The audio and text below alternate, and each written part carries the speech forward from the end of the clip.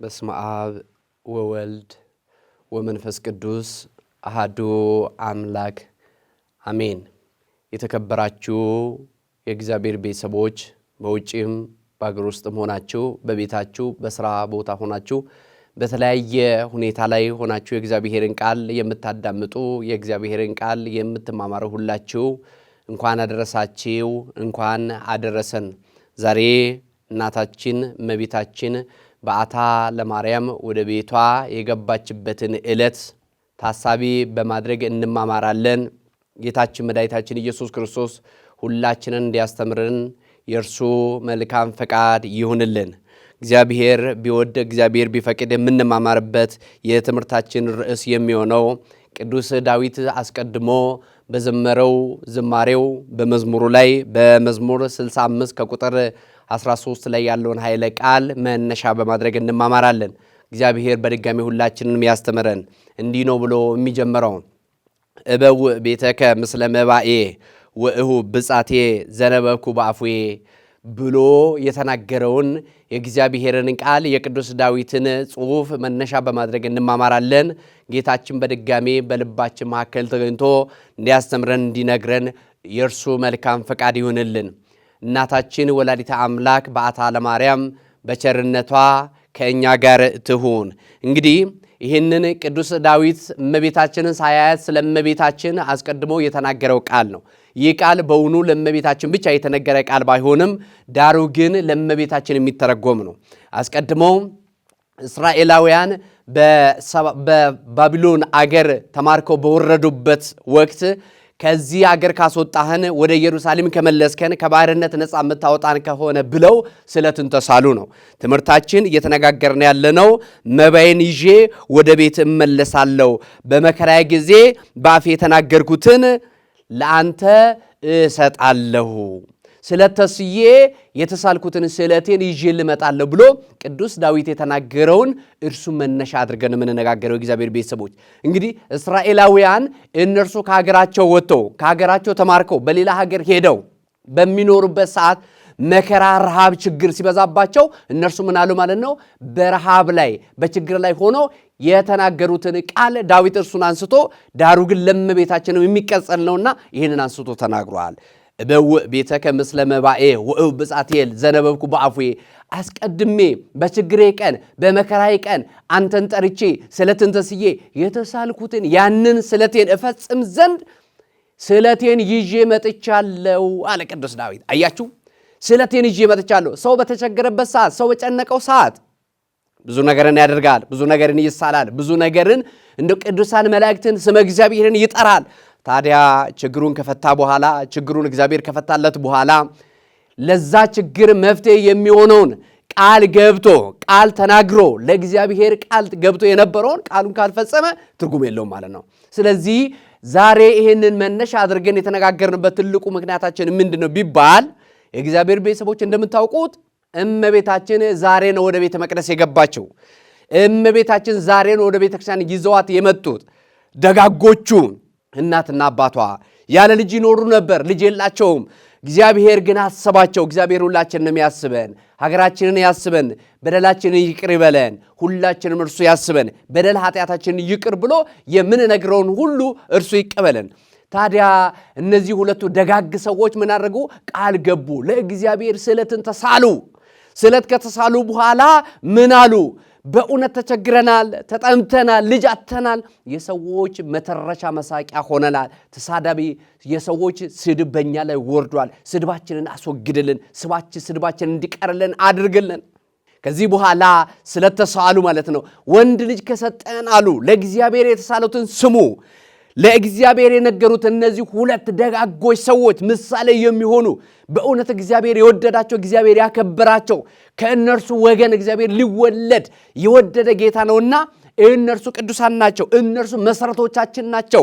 ለዚህም ነው እንዲህ ይላሉ፣ መሰረታቲሃ ውስጥ አድባር ቅዱሳን ይላል ቅዱስ ዳዊት ሲናገር፣ የእነርሱን የትውልድ ሐረጓን ሲናገር በመዝሙር 86 ቁጥር 1 ጀምሮ ስታነቡ ምን ይላል? መሰረታቲሃ ውስጥ አድባር ቅዱሳን የእነርሱ ይላል መነሻቸው መሰረታቸው ቅዱሳን ናቸው፣ ከቅዱሳን ወገን ናቸው። አያችሁ የሐና ቤተሰብ ከነገደ ካህናት ነው። እንዲሁ ደግሞ የእመቤታችን አባት ደግሞ የኢያቄም ደግሞ እርሱ ከቤተ መንግሥት ነው። ሁለቱም አንድ ላይ ሆነው እናታችንን ወላዲተ አምላክ እመብርሃንን ወለዱ። እርሷን ስለወለዱ እነርሱ ስለትን ተሳሉ ማለት ነው። እርሷን ለመውለድ ብሎ አይደለም፣ እመቤታችን ለመውለድ አይደለም፣ ልጅ ከሰጠን አሉ። እግዚአብሔር በትንሹ የጠየቅነውን እርሱ ትልቅ አድርጎ ይሰጠናል። እኛ ጣመን የምንናገረውን ሁሉ እግዚአብሔር አስተካክሎ ይቀበለናል። እግዚአብሔር መሐሪ ነውና፣ እግዚአብሔር አዋቂ ነውና፣ እግዚአብሔር ቸር ነውና፣ እርሱ የነገሩትን የማይረሳ ነውና፣ እርሱ ሰው አይደለምና፣ እርሱ ደግና ብሩክ አባት ነውና፣ እርሱ የተባረከ አባት ነውና ባርኮ ሰጣቸው። ማንን? ወላዲተ አምላክን። ከእርሷ መወለድ የፈለገውን እናታችንን ባርኮ ሰጣቸው። እነርሱም ታዲያ በችግራቸው ቀን ሰው ባጡ ሰው መውለድ ባልቻሉበት ወቅት ሰዎች ሁሉ እነሱን ሲሰድቧቸው ሐና ሆይ ቢወልዱሽ እንጂ አትወልጂም እያሏት አንቺ በቅሎ ነሽን? አንቺ የማትወልጂ ለምንድን ነው? ቢወልዱሽ እንጂ አንቺ አትወልጂም እንደ እያሉ አለመውለድን እንደ መረገም አድርጎ ይሰድቧት፣ ይነቅፏት፣ ያናግሯት ነበር የእግዚአብሔር ቤተሰብ። እርሷ ግን ታገሰች። እግዚአብሔር ላይ አላጉረመረመችም። አንዳች ክፉ ነገር አልተናገረችም። እግዚአብሔር የወደደውን ያደርጋል። እግዚአብሔር ለእናንተ ልጅን የሰጠ እንደሆነ ለእኔም አንድ ቀን ይሰጠኛል፣ ባይሰጠኝም ደግሞ የእርሱ መልካም ፈቃድ ይሁን ብላ እመቤታችን ምናለች? እመቤታችን እናት ሐና ዝም አለች። አያችሁ፣ ዝም እንበል እስኪ አንዳንድ ክርስቲያኖች ዝም እንበል። እግዚአብሔር ስራውን ይሰራል። እኔና እናንተ ስለተናገርን አይደለም። እኔና እናንተ ብዙ ነገር ስላልን አይደለም። እኔና እናንተ ብዙ ነገር ስለተመኘን አይደለም። እግዚአብሔር ለእኛ የሚሆነውን ነገር ያውቃል። እኛ ብዙ ነገር ተናግረናል። እኛ ብዙ ነገር አድርገናል። እኛ ብዙ ነገር ተስለናል። ነገር ግን እርሱ የሚበቃንን የሚገባንን የሚያስፈልገን ነገር እኮ ነው የሚሰጠን። ደግሞ የሚያደርገው ያንን ነው። ለእኛ የሚያስፈልገውን ነገር አድርገውን እንጂ እኛ የመሞቻችንን ቀን ስንቱን ቀን እንከው ተራምደንበት ወደ እርሱ ሄደናል። ነገር ግን እግዚአብሔር ለእኛ የሚበቃውን እርሱ ስለሚያውቅ የተናገረው ሁሉ ስላልሰማን ስመ እግዚአብሔር የተመሰገነ ይሁን። የጠየቅነውን ሁሉ ስላልሰጠን እግዚአብሔር የተመሰገነ ይሁን። ምክንያቱም ምናልባት የሞታችንን ጥያቄ ጠይቀን ሊሆን ይችላል። ምናልባት አካሄዳችን እግራችን ሁሉ ወደ ሞት ሊሆን ይችላል። ነገር ግን እግዚአብሔር መሐሪ ነውና እግዚአብሔር ይቅር ባይ ነውና እርሱ በቸርነቱ ጥያቄያችንን አስተካክሎ ለእኛ የሚያስፈልገን ነገር ሰጠን። ስለዚህ ነው ዛሬ እመቤታችን ለነ ሐናና ኢያቄም ከተሰጠች በኋላ ወደ ቤተ መቅደስ ለመግባት የበቃቸው። እነርሱም ወንድ ልጅ ከሰጠን አሉ። ስለትን ተስለው ነበረና በዚህ በመጽሐፈ መክብብ ምዕራፍ 5 ቁጥር 3 ጀምራችሁ ስታነቡ እንዲህ የሚል ቃል አለ። ስለትን ተስዬ ከሚቀር ይልቅ ባልሳል ይሻል ነበር አለ። አያችሁ፣ ስለትን ተስዬ ከማስቀር ከምረሳ ከምተው ሐሳቤን ከምቀይር ባልሳል ይሻለኝ ነበር አለ። አያችሁ፣ እኔና እናንተም ስለትን ስንቸገር እንሳላለን። ነገር ግን ስለታችን ከደረሰልን በኋላ እግዚአብሔር ከፈጸመልን በኋላ እግዚአብሔር ስላደረገልን ነገር በእውነት ምስክሮች ልንሆን ይገባል። እግዚአብሔርን ልናመሰግን ይገባል። ስለሰጠን ነገር ሁሉ ልናመሰግን ይገባል ብላችሁ እግዚአብሔርን ማመስገኛ ለእግዚአብሔር ለክብሩ መገለጫ ስለታችሁን ይዛችሁ ወደ ቤተ መቅደስ መገስገስ ይጠበቅባችኋል። እነዚህ ሰዎችም እንደዛው ነው ያደረጉት። ወንድ ልጅ ከሰጠን ይረሳ አንልም፣ እንጨት ይቁረጥ አንልም፣ ይፍለጥ አንልም፣ ለአንተ አገልጋይ እንዲሆን እናደርጋለን አሉ። አያችሁ፣ ሴት ልጅ ከሰጠህን ደግሞ አሉ። አያችሁ፣ ሴት ልጅ ከሰጠህን ደግሞ እርሷም እንዲሁ እንጨት ትልቀም፣ እንዲሁም ደግሞ ውሃ ትቅዳ፣ እንጀራ ትጋግር አንልም አሉ። ለቤተ መቅደስ አገልጋይ ትሆን ዘንድ ወደ ቤተ መቅደስ ሄደን እንሰጣታለን አሉ። አያችሁ፣ መሰረታቲሃ ውስጥ አድባር ቅዱሳን ብሎ ቅዱስ ዳዊት የተናገረው ለዚህ ነው። አያችሁ፣ እነርሱ የተባረኩ ናቸውና ብሩካን ናቸውና የእግዚአብሔር ቃል የገባቸው በእግዚአብሔር መንገድ የሚጓዙ ሰዎች ናቸውና ደጋግ እናትና አባቶች ናቸውና በረከታቸው በሁላችን ላይ ይደር። ታዲያ እነዚህ ሰዎች ምን አደረጉ? ስለትን ያንን የተሳሉትን ዛሬ እመቤታችንን ወደ ቤተ መቅደስ ይዘው የገቡበት ቀን ነው። በዓት ማለት መኖሪያ ማለት ነው። መሸሸጊያ ማለት ነው። መኖሪያ እዛ ወደምትኖርበት ቤት ወደ ዘላለም ቤቷ ወደ ቤተ መቅደስ ከእግዚአብሔር ጋር የምትገናኝበት ስመ እግዚአብሔርን የምትሰማበት ዘወትር ጸሎቷን የምታደርስበት ከክፋት ነገር ሁሉ የምትርቅበት ከኃጢአት በደል ሁሉ የተሸሸገችበት ቦታ ወደ ቤተ መቅደስ ይዛት ሄዱ። እኔና እናንተም ዛሬ እግሮቻችን ወዴት ነው የሚገሰግሰው? ወደ ጭፈራ ቤት፣ ወደ ሰርግ ቤት፣ ወደ መጠጥ ቤት፣ ወደማያስፈልግ ቤት፣ እግዚአብሔር ወዳልከበረበት ቤት ወይንስ ወደ እግዚአብሔር ቤት ነው የምንሄደው? ቺን ሴት ቺን እናት እቺን ደግ እግዚአብሔር የወደዳት እግዚአብሔር ያከብራትን እናታችንን እነርሱ ያደረጉት ምንድነው? እግራቸው ገስግሶ ሄደው ወደ ቤተ መቅደስ ነው። እኔና እናንተ ከዚህ እንማራለን። ክርስቲያኖች ልጆቻቸው ወደ ቤተ እግዚአብሔር ይዘን እንምጣ። ልጆቻችን ቃል እግዚአብሔር እንዲማሩ እናድርግ። ልጆቻችን የእግዚአብሔርን ቃል እየተማሩ እንዲያድጉ እናድርግ። ለራሳችን ለሀገራችን የሚጠቅሙ ለቤተክርስቲያናችን የሚጠቅሙ የሚሆኑት ያኔ ነው። ያልበለዚያ እንዲሁ የምንሄድ ከሆነ መልካም አይደለም። አያችሁ እነዚህ ሰዎች ብሩካን ስለሆኑ ልጃቸውን አንድ ልጅ ነው የወለዱት። ልጅ የላቸውም። እነሱ አርጅተዋል። ቢያረጁም ግን በስተመጨረሻ እግዚአብሔር ልጅ ሰጠን ብሎ ልጃቸውን ወደ ዓለም ይዞ አልወጡም። ይዞ ወጡት የሄዱት ወደ ነው ወደ ተራራማው ስፍራ ወደ እግዚአብሔር ቤት ወደ ቤተ መቅደስ ነው። የእግዚአብሔር ቤተሰቦች ምክንያቱም እነሱ ቅዱሳን ናቸውና ብሩካን ናቸውና እግዚአብሔር የባረካቸው ናቸውና። እንዲህ ነው የሚለው በዚህ በማቴዎስ ወንጌል ምዕራፍ 7 ቁጥር 17 ላይ ጀምራችሁ ስታነቡ መልካም ዛፍ መልካም ፍሬን ያፈራል ይላሉ። አያችሁ መልካም ዛፍ መልካም ፍሬን ያፈራል ይላል ቅዱስ ማቴዎስ እንደጻፈልን። ክፉ ዛፍ የሆነ እንደሆነ ምን ያበቅላል? እሾህን አሜከላን። መልካም ዛፍ ከሆነ ግን ያንን መልካምነቱን ፍሬውን የሚጣፍጥ ራሱን የሚተካ ለሰው ለሀገር የሚጠቅም ነገር ምን ያደርጋል? ያበረክታል፣ ይሰጣል። አያችሁ እነዚህ ሰዎች ምንድነው? መልካሞች ዛፎች ናቸው። በዛፍ የሚመሰሉ መልካሞች እናትና አባት ናቸው። ልጃቸውን ይዞ ወደ ቤተ መቅደስ ከመምጣታቸው በፊት መልካምነታቸው የተነገረላቸው ናቸው። አያችሁ ዛሬ እኔና እናንተ የክፋትን ጎዳና እንተው፣ ክፋትን እንጸየፍ፣ መልካሙን ነገር እንያዝ፣ ወደ እግዚአብሔር ቤት እንገስግስ። እግሮቻችን መገስገስ ያለበት ወደ ቤተ መቅደስ ልጆቻቸውን ይዞ አንድ ልጃቸውን ይዞ ወደ ቤተ መቅደስ ነው የመጡት። በዓታ ተባለች፣ ወደ ቤተ መቅደስ ገባች። እመቤታችን ወደ ልባችን ትግባ፣ እመቤታችን ወደ ሀገራችን ትግባ፣ እመቤታችን ወደ ሕይወታችን ትግባ። የሁላችን ልብ ባዶ ሆኗል፣ ወይኑ አልቆብናል። እርሷ ከገባች እርሷ ከመጣች ወደ ልባችን ወደ ሕይወታችን ወደ ትዳራችን እርሷ ከመጣች በእውነት ባዶ የሆነ ሕይወታችን ቃናው ይቀየራል፣ ይጣፍጣል፣ ተጠጥቶ የማይጠገብ ይሆናል። ሰው ሁሉ የሚወደው ይሆናል፣ የሚገርም ይሆናል። ከበፊቱ መጠጥ ይልቅ የአሁኑ የዛሬው አሁን የሚገርም ይሆናል። እኔና እናንተም በእውነት እመቤታችን እንጥራት። እመቤታችን ወደ ሀገራችን፣ እመቤታችን ወደ ልባችን እንጥራት። እመቤታችን ከመጣች ባዶ ወይናችን ይሞላል። ስለዚህ ቅዱስ ዳዊት ስለዚች እናት እንዲህ ብሎ ተናገረ፣ እንዲህ ብሎ ዘመረላት። በዚህ በመዝሙር 44 ከቁጥር 10 እኔ ምናልባት በግዕዙ ነው የምጠቅስላችሁና እናንተ ደግሞ በአማርኛ ወይ ደግሞ በሌላ ቋንቋ እየተረጎማችሁ ማዳመጥ ትችላላችሁ፣ ወይ በኦሮምኛ ወይ በሌላ በትግርኛም ቋንቋ። እንዲህ ብሎ ነው የሚጀምረው። ቅዱስ ዳዊት ሲናገር ሁሉን ነገር ተያለ፣ ወደ ቤተ መቅደስ ልገቢ ነውና እናት አባትሽን እርሺ ሲላት እንዲህ ብሎ ተናገረ። ስሚ ወለቴ ያላት ወርኢ ዋጽሚ እዝንኪ ርስኢ ህዝቢኪ ወቤት አቡኪ እስመ ፈተው ንጉሥ ስንኪ ይላል። አያችሁ ቅዱስ ዳዊት ሲናገር ምን አለ? ስሚ ወለቴ ያለ፣ ወርኢ ያለ፣ ስሚኝ አላት፣ ደግሞም ኢኝ ተመልከችኝ አላት። አያችሁ ሁሉን ነገር ተያላት፣ ዋጽሚ አላት፣ አዳምጪ፣ እዝንሽን ወይ ደግሞ ጆሮሽን ስጪኝ፣ ሁሉን ነገር ተይና እግዚአብሔር እንደመረጠሽ እግዚአብሔር ሊያድርብሽ እንደፈለገ እወቂ።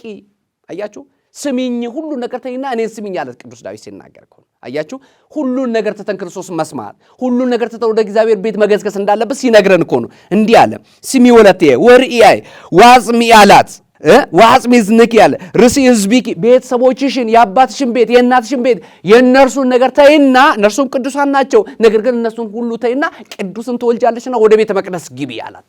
አያችሁ ወደ ቤተ መቅደስ ግቢ አላት። ወቤት አቡኪ የአባትሽን ቤተሰቦች ሁሉ እርሺና ወደ ቤተ መቅደስ ግቢ። ንጉሥ ስንሽን ወይ ደግሞ ማንነትሽን ወዷል። የሚታይ ማንነት አላት። ውስጧ ያማረ ነው፣ መልካም ናት፣ ደግ ናት፣ ክፋት አታቅም፣ ተንኮል አስባ አታቅም፣ በሐልዮም በገቢር እርሷ በደልን አታውቅም፣ ኃጢአት የለባትም። አያችሁ ጥንተ አብሶ ሰዎች እንደሚሉት የለባትም።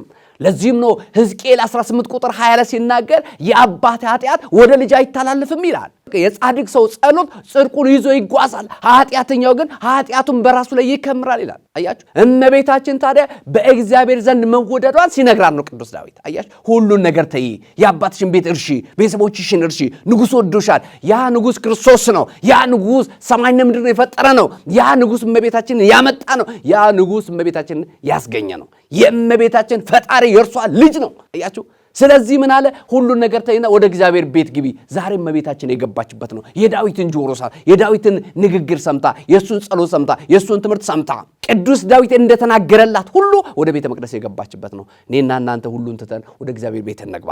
እኔና እናንተ ሁሉን ትተን ወደ እግዚአብሔር ቤት እንግባ። እርሱ መሐሪ ነው። እርሱ ይቅር ባይ ነው። ሰው ነው የሰውን ኃጢአት የሚዘረዝረው። ሰው ነው የሰውን በደል በአጀንዳ ላይ ጽፎ በኖት ላይ አስቀምጦ ሰዎችን ለማጋለጥ ብዙ ርቀት የሚሄደው። እርሱ ግን መሐሪ ነው። በደላችንን ሸፍኖልናል። እርሱ ይቅር ባይ ነው።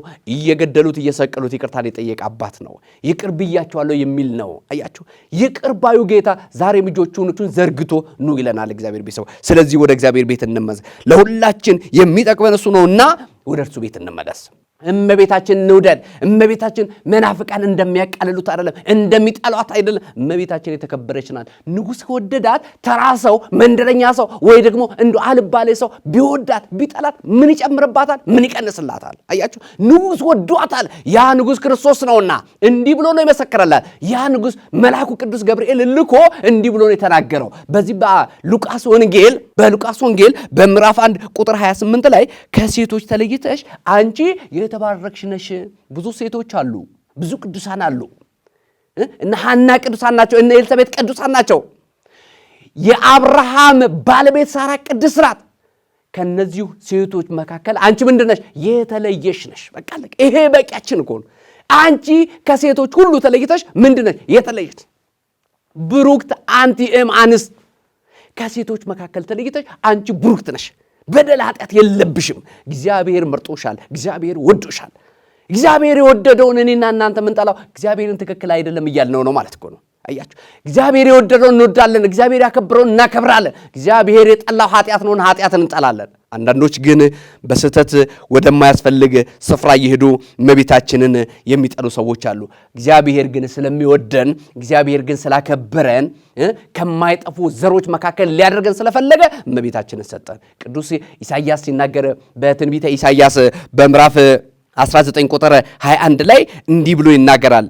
ለእግዚአብሔርን ስለትን ይላል ለእግዚአብሔር ስለትን ይሳላሉ፣ ነገር ግን ስለቱን ቢረሱ በእነርሱ ላይ ይመለሳል ይላል። ስለዚህ ስለታችንን ሳልረሳ እመቤታችንን እነርሱና ኢያቄምና ሐና ይዞ እንደመጡ ሁሉ እኔና እናንተም ዛሬ እመቤታችንን አስበን የእነርሱን ደጋጎቹ እናትና አባቶቻቸውን አስበን እንደነሱ ዛሬ ለእግዚአብሔር የተሳልነውን ለእግዚአብሔር ያለውን ቃል አስበን ወደ እግዚአብሔር ቤት ይዘን ልንመጣ ይገባል። የእግዚአብሔር ቤተሰቦች፣ ለዚህም ነው ቅዱስ ሉቃስ እንዲህ ብሎ ስለ እመቤታችን ደግሞ ደጋግሞ ካሉት አራት ወንጌላውያን መካከል እንደ ቅዱስ ሉቃስ ስለ እመቤታችን የጻፈ የለም። በእርግጥ ሁሉም አልጻፉም ማለት አይደለም፣ ተቀባብሎ ተከፋፍሎ ጽፈዋል። ነገር ግን ቅዱስ ሉቃስ ስለ እመቤታችን አብዝቶ አጉልቶ ነግሮናል። እኔና እናንተ ታዲያ ምናልባት ሉቃስ ትክክል አይደለም እንበለው?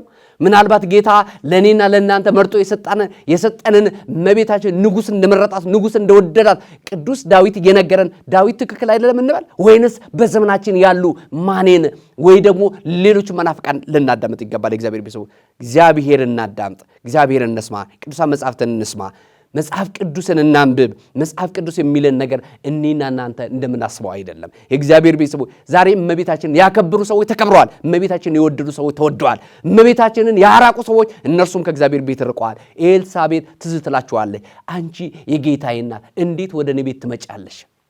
ወደ እኔ ቤት ልመጪ አይገባም ስትል በትሕትና ራሷን ዝቅ ስታደርግ እርሷ ደግሞ የሰላምታሽን ድምፅ አያችሁ። እመቤታችን ሰላም ሰጪ ናትና ሰላማዊት ናትና ሰላም ልሰጣት ወደዛ ወደ ተራራማው ሀገር ወደ ኤፍሬም ሀገር ሄዳ በዘካርያስ ቤት ገብታ ሰላም ላንቺ ይሁን ስትል ጽንሱ በማፀን ምን አለ? ዘለለ። የእመቤታችን ድምፅ ሲሰማ ጽንሱ በማፀን ይዘላል። እኔ አልጻፍኩም፣ እኔ አልተናገርኩም። የተናገረው ቅዱስ ሉቃስ ነው። በሉቃስ ወንጌል በምዕራፍ 1 ከቁጥር 27 ጀምራችሁ አንብቡ። ማርያም ሆይ በእግዚአብሔር ፊት ጸጋን አግኝተሻልና አትፍሪ፣ ወንድ ልጅም ትወልጃለሽ እያለ ስለሷ ብዙ ነገር ተናገረ። ጸጋን ያገኘችው ከእግዚአብሔር ዘንድ ነው፣ ከሰው ዘንድ አይደለም። ሰው ዛሬ ቢወድ ነገ ይረሳል። ሰው ዛሬ ቢያጭመጭምልህ ነገ ጣቱን ይቀስርብሃል። ሰው ዛሬ ቢያከብርህ ነገ ግን እንደማያውቅ አልፎ ይሄዳል። እርሷ ግን ጸጋን ያገኘችው እመቤታችን ጸጋን ያገኘችው ከማን ነው? ከእግዚአብሔር ዘንድ ነው። ከእግዚአብሔር ዘንድ ጸጋን ያገኘች እናትና የአምላክ እናት የሆነችውን እኔና እናንተ ደግሞ ልንንቅ ልንተች ልናስተካከል የምንሮጥ ሰዎች ግን ምንድነው ፍጹም ትክክል አይደለንም የእግዚአብሔር ቤት። ስለዛ ትክክለኛው ነገር ምንድነው ትሉኝ እንደሆነ ዛሬም እግዚአብሔርን ቃል የምትሰሙ ክርስቲያኖች ሁላችሁ ሊሆን የሚገባው ለሁላችን የሚጠቅመው የእግዚአብሔርን ቃል እያዳምን በእግዚአብሔር መንገድ መጓዝ ነው። አያችሁ፣ በእግዚአብሔር መንገድ መጓዙ ለሁላችን የሚጠቅመን ነው። አያችሁ፣ ቅዱስ ዳዊት እንዲህ አለ፣ ጽዮንን የሚጠሉ አለ። አያችሁ፣ ጽዮንን የሚጠሉ ይፈሩ ወደ ኋላቸውም ይመለሱ አለ። በመዝሙር 129 ቁጥር 5 ጀምራችሁ ታነቡ፣ ጽዮንን የሚጠሉ አለ ይፈሩ ወደ ኋላቸውም ይመለሱ። ጽዮንን የወደዱ እመቤታችንን የወደዱ ምን አድርገዋል ማለት ነው? የሰላምታዋን ድምፅ በሰሙ ጊዜ በማኅፀናቸው ያረገዙት ሆዳቸው ውስጥ ያለው ጽንስ ምን ብሏል? ዘሎ ምስጋና ቀርበዋል። ዘምሮ ለእግዚአብሔር ምስጋና ቀርበዋል። ሰግዶ ስግደትን አሳይቶናል። ከቅዱስ ዮሐንስ የተማርነው ይሄንን ነው። አያችሁ፣ እመቤታችንን የቀበሉ እንደዚህ አይነት በረከት ያገኛሉ። ቤቷ ተባረከ ነው የሚለው። አያችሁ፣ የኤልሳቤጥ ተባረከ። የኤልሳቤጥ ቤት በደስታ ተሞላ። አያችሁ፣ የማን ጽንስ ነው? እስከ ዛሬ ድረስ እኮ ሆኖ አያውቅም፣ ደግሞም ወደፊትም አይሆንም። እግዚአብሔር ግን ወደ ቤታችን ሲገባ አየን፣ ሁሉ ነገር ይስተካከላል፣ ሁሉ ነገር ያማረ ይሆናል። እኔና እናንተም የእግዚአብሔር ቤተሰቦች ዛሬ በትክክለኛው መንገድ ተጉዘን የእግዚአብሔርን ቃል ሰምተን እመቤታችን እንደተከበረች ሁሉ እኔና እናንተ እመቤታችን ልናከብር ይገባል። እሷ ወደ ቤተ መቅደስ እናትና አባቷ ይዟት እንደገቡ ሁሉ ለእኔና ለእናንተ መጨረሻችን ወደ እግዚአብሔር ቤት መግባት ነው። ወደዛ መግባት ይጠብቅብናል። አያችሁ፣ ዛሬው ወንጌሉም የተነበበው በማቴዎስ ወንጌል በምዕራፍ 1 ከቁጥር 1 ጀምሮ ነውና ጌታችን መድኃኒታችን ኢየሱስ ክርስቶስ እንዲሁም ደግሞ የእመቤታችን የትውልድ ሐረግ እያለ ከአብርሃም ከያዕቆብ ከዳዊት ዘር ተገኘች እያለ ስለ እመቤታችን ይናገራል። ከስር መሰረቱ ወይ ደግሞ ከአመጣጡ ጀምሮ ይነግረናል። ዛሬም እኔና እናንተ ወደ ዓለም መባከንን ወደ ዓለም መሮጥን ትተን ወደ እግዚአብሔር ቤት እንግባ። ዛሬም ለእኔና ለእናንተ የሚሻለን ወደ እግዚአብሔር ቤት ገብተን የእግዚአብሔርን ቃል እየሰማን መኖር ነው። ዛሬም እመቤታችን መስማት ይጠቅመናል። ዛሬም የቅዱሳን አባቶች በተራመዱበት መንገድ ላይ ተራምደን የእነርሱን በረከት ልናደርግ ይገባል። ዛሬም በክፋት መንገድ መጓዙ አይጠቅመንም። እመቤታችን ታስፈልገናለች አታስፈልግም እያልን እንዳበዱ ሰዎች አናስብም። እኛ ማኔዎች አይደለንም። እኛ አሩሶውያን አይደለንም። ፈሪሳውያንም አይደለንም። እነዚህ ሰዎች በስተት ምናልባት ስለሌላ ነገር ይናገራሉ። እኔና እናንተ ግን እንደ ቅዱስ ኤፍሬም እመቤታችንን እያመሰገናት፣ እንደ አባ ኤፍሬም እመቤታችንን እያመሰገናት ልንኖር ይገባል። እመቤታችን በእኛ በሀገራችን በሕይወታችን በልባችን ትግባ። እመቤታችን ወደ ቤተ መቅደስ የገባችበት ነው። እኔና እናንተም ዛሬ እግዚአብሔርን ቃል ለመስማት ወደ እግዚአብሔር ቤት እንግባ። ያስተማረን የመከረን ለዚህ ሰዓት ያበቃን እግዚአብሔር አምላካችን ቸሩ ፈጣሪያችን ክብር ምስጋና ለእርሱ ይሁን። ወስብሐት ለእግዚአብሔር ወለወላዲቱ ድንግል ወለመስቀሉ ክቡር። ይቆየን።